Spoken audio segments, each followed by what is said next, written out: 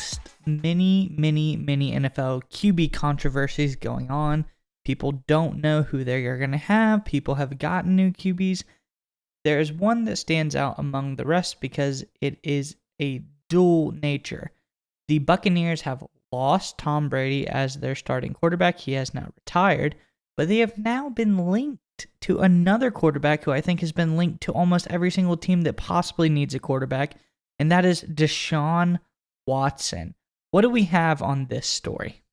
Right. So the first part of the Watson recipe in that formula is the Houston Texans and what they're going to do and what their mindset is revolving around Watson. Houston recently hired Lovie Smith to be their new head coach. And Lovie Smith was asked about the Watson situation. This is what Lovie Smith said. This is according to Damon Talbot on Draft Diamonds. Lovie Smith said, "I'm not running away from the question, but as soon as possible." That's when he wants to get a Watson deal done. "There are things that need to be taken care of before the football part comes into play. We're patient. We've waited an entire year, and I just feel like this offseason, it'll come to an end, and we'll get it solved, and it'll be good for both parties, whatever that might be.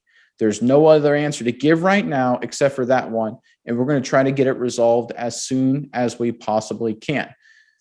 So what that tells me is that unlike last year where Houston seemed to be a little more patient, a little more, let's get everything we can for Watson, they're trying to get this done. They're trying to move on, put it behind them, and keep in mind Watson's base salary is huge for a guy who's not playing. This leads to the Tampa Bay Buccaneers link, and this is from Rick Stroud from the Tampa Bay Times. Here's an interesting. This guy Rick Stroud brings up some great points. I want your take on this once I go through this. He says, "In many ways, Watson may be the best option for the Bucs, while at the same time being the most expensive, controversial, and risky. We've addressed the legal issues with Watson, and ownership would have to sign off on any deal."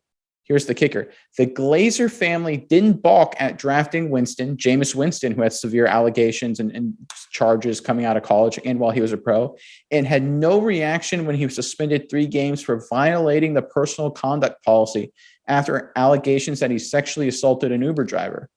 They, the Glazer family, owner of the Buccaneers, also didn't prevent the signing of Antonio Brown twice. This was after Brown was suspended for 8 games after pleading no contest to charges of assaulting a moving truck driver and reaching a settlement with a personal trainer who alleged he sexually assaulted her on 3 occasions." Now, what all that says to me, Mize, is that the Buccaneers, they may be a little more aggressive, a little more risky with some players who have some baggage, to put it mildly. What do you think? Is this a fit that could actually happen? So I think the Buccaneers will win at any means necessary. They got a little bit of taste 2002 of that Super Bowl. They wanted more. So they were willing to sell all out. They got Tom Brady, got Antonio Brown. They got everybody they could possibly get on that team. They don't care who you were, what you were doing. And I think Deshaun Watson fits that build. Let's face the facts here.